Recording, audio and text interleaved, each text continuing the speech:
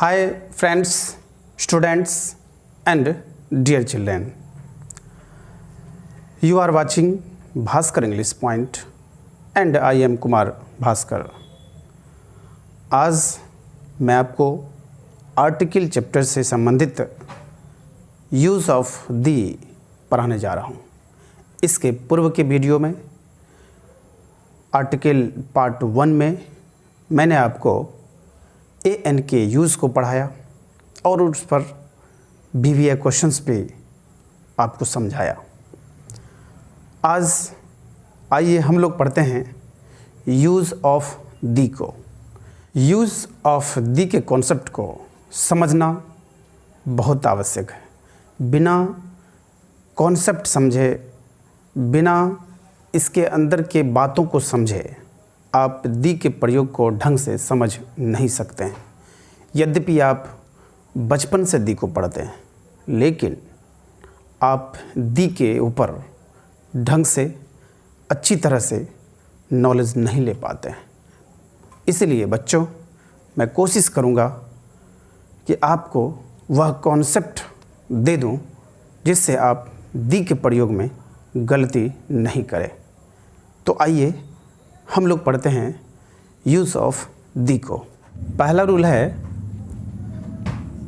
Singular countable noun, अर्थात जो noun singular भी हो और काउंटेबल गिनने वाला भी हो।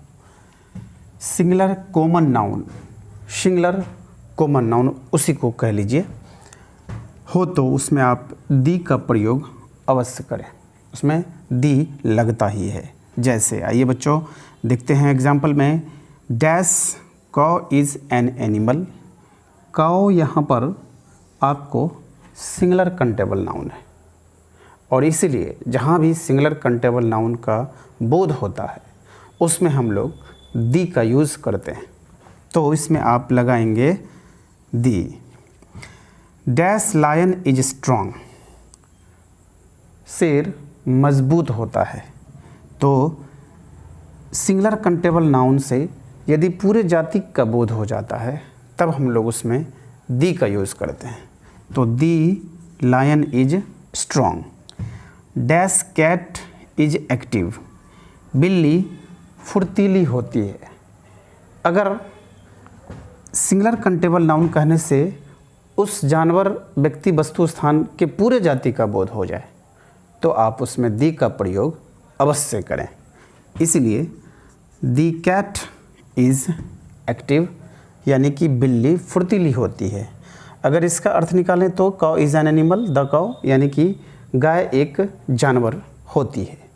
माने सिंगुलर काउंटेबल नाउन से पूरे जाति का जब बोध हो जाए तो आप उसमें दी का प्रयोग अवश्य करें। ये आर्टिकल का दी के यूज का प्रमुख रूल है। आइए अब हम लोग नेक्स्ट चलते हैं सेकेंड रूल में। सेकेंड रूल कह रहा है काउंटेबल नाउन प्लूरल नंबर के साथ। काउंटेबल नाउन मीन्स गणनीय संज्ञा, जिसको हम गिन सकते हैं। तो जो संज्ञा गिना जा सकता है और वह प्लूरल में हो, ज़्यादा संख्या में हो, तो उसके साथ दी लगता है। यदि शर्त है, दी लगता है, प्लूरल काउंटेबल नाउन के साथ दी लगता है यदि दिए गए वाक्य से निश्चितता यानी सर्टेनिटी का बोध हो। निश्चितता मतलब निश्चित के सेंस में हो, यानी कि वाक्य में अगर निश्चितता की बात हो रही है, जो काउंटेबल नाउन प्लूरल नंबर में वो निश्चितता की बात हो रही है उसके विषय में, तो आप उसके पहले दी अवश्य लगाएं। जैसे बच्चों कुछ एग्जाम्पल्स से दिए हुए हैं, हम आपको समझाने का प्रयास कर रहे हैं, आप समझिए। डैश चिल्ड्रेन आर इल, बच्चे बीमार हैं। सेंस है कि दुनिया के सारे बच्चे बीमार नहीं हैं। बच्चे बीमार हैं मतलब आपके अगल बगल या कुछ बच्चों की बात हो रही है जो बीमार हैं, तो ये निश्चित की संख्या में, सारे बच्चे बीमार नहीं होते हैं। तो आप सेंस समझिए कि कुछ बच्चे बीमार हैं, वो निश्चित की संख्या में है, अतः आप उसके पहले दी का प्रयोग अवश्य करें। ठीक, जैसे आइए दूसरा जो एग्जाम्पल है वो क्या कह रहा है कि beat the boys, beat dash boys, लड़कों को पीटो। तो जो लड़कों की बात हो रही है कि लड़कों को पीटो, वो खास निश्चित की संख्या में है, 5-10 जो भी हो। पूरे दुनिया के सेंस में आप नहीं ले सकते हैं, पूरे उसको नहीं पीट सकते। तो यहाँ सेंस क्या है, लड़कों को पीटो मतलब जो 2, 4, 5, 10 होगा उसको पीटो। तो खास बच्चे निश्चित बच्चे हैं, अतः आप इसको इस वाक्य में दी लगाएं। ठीक, लड़कों को पीटो। तीसरा कह रहा है, क्या वाक्य है सो देखिए, डॉग्स आर मेड, कुत्ते पागल हैं, पागल होते नहीं हैं, हैं। तो कुछ कुत्ते आपके अगल बगल 2-4 जो होंगे वो पागल हैं, उसकी बात हो रही है। तो खास कुत्ते पागल हैं। अगर वह पूरे दुनिया के कुत्तों की जाति की बात होगी तो फिर उसमें आप प्लूरल नाउन में दी नहीं लगाते हैं। सिंगुलर में दी लगता है, पूरे जाति भर का बोध होता है, तो ये द लगता है, एन भी लगता है। लेकिन अगर पूरे जाति का बोध हो और प्लूरल हो तो आप उसमें दी का प्रयोग बिल्कुल नहीं करें। लेकिन यहाँ पर कुत्ते पागल हैं, तो जो कुत्ते पागल हैं वो उसकी बात हो रही है, तो वो निश्चित की संख्या में है, अतः आप इसमें दी का प्रयोग करें। The dogs are mad. आप इसको और अच्छी तरह से समझ लेंगे यदि इसके नोट को पढ़ेंगे। आइए अब हम लोग नोट को पढ़ते हैं। नोट का मतलब होता है कुछ खास बातें हम लोग नोट में लिखते हैं कि क्या खास बातें हैं इसकी, सो देखिए। परंतु, बट, यदि प्लूरल कंटेबल नाउन, वही जो ऊपर बात हो रही है प्लूरल कंटेबल नाउन से अनिश्चितता का, अनसर्टेनिटी का बोध होता है। अनसर्टेनिटी, तभी क्या था सर्टेनिटी, अभी है अनसर्टेनिटी, तो तभी निश्चित के संख्या में जो बोध होने में होता है द का यूज, लेकिन अनिश्चितता के सेंस में आप यूज नहीं करेंगे।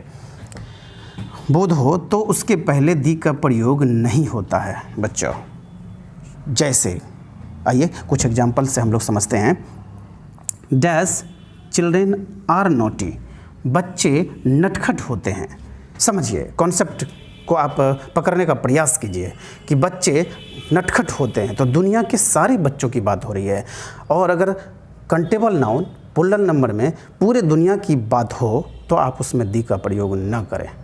बच्चे नटखट होते हैं, ये बात स्वाभाविक है और ये अनिश्चितताओं से भरा हुआ चीज़ है, इसलिए आप इसमें दी का यूज़ करें।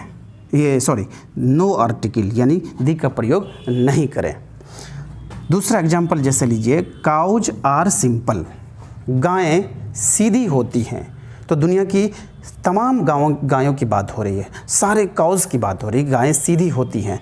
तो रूल है कि प्लूरल कंटेबल नाउन में अगर अनिश्चितता हो, कितनी गायें पता नहीं, दुनिया की सारी, तो आप उसमें दी का यूज़ नहीं करें। नो आर्टिकल, गायें यहीं पर रहता, गायें बीमार हैं, गायें चर रही हैं, गायें घास खा रही हैं, इस टाइप का वाक्य होता तो आप दी का यूज़ करते, क्योंकि वो निश्चित हो जाता कि कुछ गायें चर रही हैं, कुछ गायें घास चर रही हैं, कुछ गायें की बात हो रही है, तब वहाँ दी लगाइए, तब वो निश्चित हो जाता है। लेकिन जब पूरे जाति का बोध हो और प्लूरल हो और अनिश्चितता वाली बात हो तो उसमें द का यूज़ नहीं होता। ये कॉन्सेप्ट बहुत ही ज़बरदस्त है बच्चों, इसको याद कर लीजिएगा, क्योंकि इससे जो है चीज़ें पूछी जाती हैं आर्टिकल में, और ये VVI भी है, इसको अवश्य याद करें, इसको निश्चित रूप से याद करें। जैसे एक और एग्जाम्पल से आप क्लियर हो लीजिए। हॉर्सेज आर स्ट्रॉन्ग, घोड़े मजबूत होते हैं। यहाँ एक चीज़ और आप गौर करेंगे, प्रायः है ऐसे वाक्यों में होते हैं लगा रहेगा, होते हैं, हाय नहीं, थे नहीं, होते हैं लगे रहेंगे। जैसे घोड़े मजबूत होते हैं, तो दुनिया की सारी घोड़ों की बात हो रही है कि सारे घोड़े मजबूत होते हैं। अगर खास बात होती, घोड़ा मजबूत है, घोड़े मजबूत हैं, घोड़े मजबूत थे, तो वो निश्चित हो जाता, और वो निश्चितता के बोध में हम लोग दी लगाएंगे, लेकिन अनिश्चितता के बोध में हम लोग दी नहीं लगाएंगे। तो एक बात गौर करेंगे, होते हैं घोड़े मजबूत होते हैं, बच्चे नटखट होते हैं, गायें सीधी होती हैं, ऐसे वाक्यों में आप दी का प्रयोग बिल्कुल ना करें। लेकिन सिंगुलर नंबर हो तो पूरे जाति का बोध होता है और तब हम लोग उसमें दी लगाते हैं। जैसे गाय सीधी होती है, द काउ इज जेंटिल या सिंपल। अगर कहेंगे कि घोड़ा मजबूत होता है सिंगुलर में, तो the horse is strong.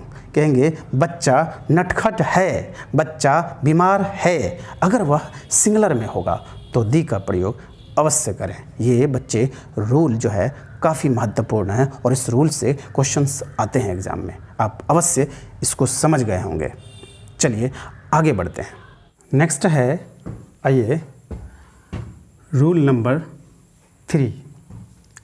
Rule number 3 कह रहा है कि पर्वत, माउंटेन, पहाड़ी, हिल या पर्वत श्रृंखला, माउंटेन सीरीज के नाम के पहले दी लगता है। तो पर्वत हो, पहाड़ी हो या पर्वत श्रृंखला हो, कुछ भी हो, तो इन सभी चीज़ों के नाम के पहले दी लगता है। खास करके दुनिया में कोई भी पर्वत, आल्प्स हो, हिमालय हो या काराकोरम हो, आप उसमें दी का प्रयोग अवश्य करें। तो एग्जाम्पल्स लीजिए, dash Himalayas is in the north of India. Dash यानी कि खाली स्थान में आपको भरना है, AND में से आप दी भरेंगे। क्यों? क्योंकि रूल में आपको याद करना, हिमालय हो, पर्वत हो, पर्वत श्रृंखला हो या पहाड़ी हो, सबके पहले दी लगेगा। तो हिमालय कहाँ पे स्थित है? भारत के उत्तर में स्थित है। In the north of India मतलब भारत के उत्तर में स्थित है। चलिए दूसरा उदाहरण लेते हैं, विंध्याज भारत के अंदर एक पर्वत है। विंध्याज इज़ सिचुएटेड, स्थित है, विंध्याज स्थित है भारत में, अर्थात विंध्या नाम की जो पर्वत है वो कहाँ स्थित है? भारत में है।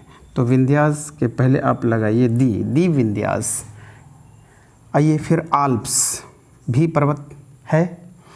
Alps is a mountain name. ये जो आल्प्स है यह भी एक पर्वत का नाम है, आल्प्स। तो जो भी हिमालय, विंध्यास, आल्प्स, काराकोरम, कोई भी पर्वत हो, पर्वत श्रृंखला हो, उसके नाम के पहले आप दी का प्रयोग अवश्य करें। etc मतलब होता है एटसेट्रा इत्यादि, और भी बहुत सारे हो सकते हैं। अब आइए बच्चों, इसमें नोट है। नोट मीन्स कुछ विशेष बातें जो आपको याद रखना है। क्या याद रखना है? तो देख लीजिए, पर्वत की चोटी यानी कि पिक के नाम के पहले दी नहीं लगता है। जो पर्वत की चोटी होता है ना, वो खास करके वो सिंगुलर नंबर में होता है, जबकि पर्वत जो होती है वो श्रृंखलाबद्ध होता है। जैसे हिमालय है तो वह श्रृंखलाबद्ध है। हिमालय आप देखिएगा, जो एक छोटा एक बड़ा, इस तरह से क्या रहता है? श्रृंखलाबद्ध रहता है। एक दूसरे से छोटा बड़ा या कई पर्वत एक दूसरे से जुड़े होते हैं, वो श्रृंखलाबद्ध होता है, इसलिए उसमें प्रायः आप उसको दी का यूज़ करना है। लेकिन जो उसका चोटी होता है कोई एक होता है, जो चोटी होगा वो कोई एक होता है, और उसमें द का प्रयोग आपको नहीं करना है, खास करके वह सिंगुलर नंबर में होता है। चलिए जैसे देखते हैं, माउंट एवरेस्ट सिंगुलर नंबर में है, आपको दी का प्रयोग यहाँ पे नहीं करना है। जो चोटी है, पर्वत हिमालय है तो हिमालय की सबसे ऊंची चोटी जो है वो माउंट एवरेस्ट है, तो दी का यूज़ आपको नहीं करना है। माउंट आबू है, दी का प्रयोग आपको नहीं करना है। तो जो रूल है उस रूल को सीधा याद रखेंगे कि पर्वत कोई भी हो, अगर वो नाम है श्रृंखलाबद्ध है तो दी लगाएंगे, और उसके चोटी का नाम आ जाए तो उसमें दी का प्रयोग आपको नहीं करना है। पूछता है बच्चों, ये सब रूल आपको याद करना पड़ेगा, VVI क्वेश्चन सब में आएगा ये सब। नेक्स्ट रूल में है, क्या कह रहा है नेक्स्ट रूल देख लीजिए, द्वीप समूह, ग्रुप ऑफ आइलैंड्स, इसको आप ISLAND, इजलैंड आप नहीं पढ़ेंगे, इसको पढ़ेंगे आइलैंड मीन्स द्वीप। तो द्वीप के जो समूह होते हैं, द्वीपों के जो समूह होते हैं, उसमें आप क्या लगाएंगे? दी लगाएंगे। उसमें आप क्या लगाएंगे? दी का प्रयोग होता है, लगता है। तो आइए देखिएगा, जैसे अंडमान का नाम सुने होंगे, लक्षद्वीप का नाम सुने होंगे, वेस्ट इंडीज़ जो देश है वो भी एक द्वीपों का देश है। कई सारे छोटे द्वीप है और सभी द्वीपों को मिलाकर एक देश बना है। तो दी अंडमान्स आपके देश के अगल बगल हैं, ये हमारे देश के अंदर आता है। वेस्ट इंडीज ये आपका देश हम लोगों के देश से बहुत दूर है। दी वेस्ट इंडीज, दी लक्षद्वीप आइलैंड्स, लक्ष्य आइलैंड्स कह लीजिए, तो दी लक्ष्य आइलैंड्स, लक्षद्वीप आप सुने हुए होंगे। तो इस समय के हम लोग क्या करेंगे? दी का प्रयोग अवश्य करेंगे, क्योंकि वह द्वीप समूह में होता है। लेकिन यहाँ भी एक आपको नोट में याद रखना है कि जो द्वीप सिंगुलर नंबर में होगा उसमें दी का प्रयोग हम नहीं करेंगे। इसका भी हम लोग आइए रूल लिख लेते हैं। इस रूल में आपको एक चीज़ और याद रखना है, इसमें आपको नोट याद रखना है। नोट क्या कह रहा है कि जो द्वीप सिंगुलर नंबर में हो उसमें दी का प्रयोग नहीं करना है। जैसे इससे पहले वाले रूल में पर्वत श्रृंखला, पहाड़ी के नाम के पहले दी लगता था, लेकिन उसके चोटी के नाम के पहले दी का प्रयोग हम लोग नहीं करते थे।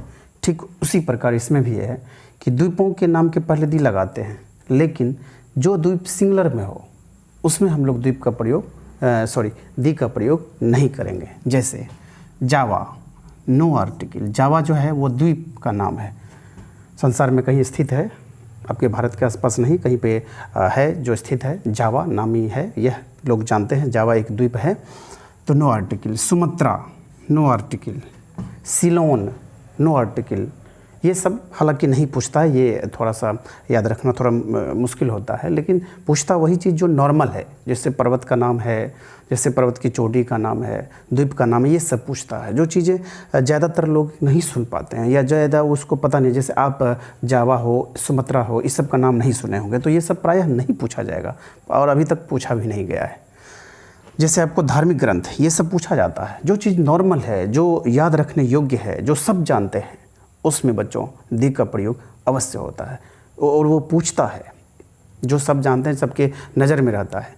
आप भी, हम भी, रामायण सबने सुना है, गीता सबने सुना है नाम, कुरान, बाइबिल, तो ये नॉर्मल चीज़ें हैं, ये सब पूछे जाते हैं और आपको याद करना है।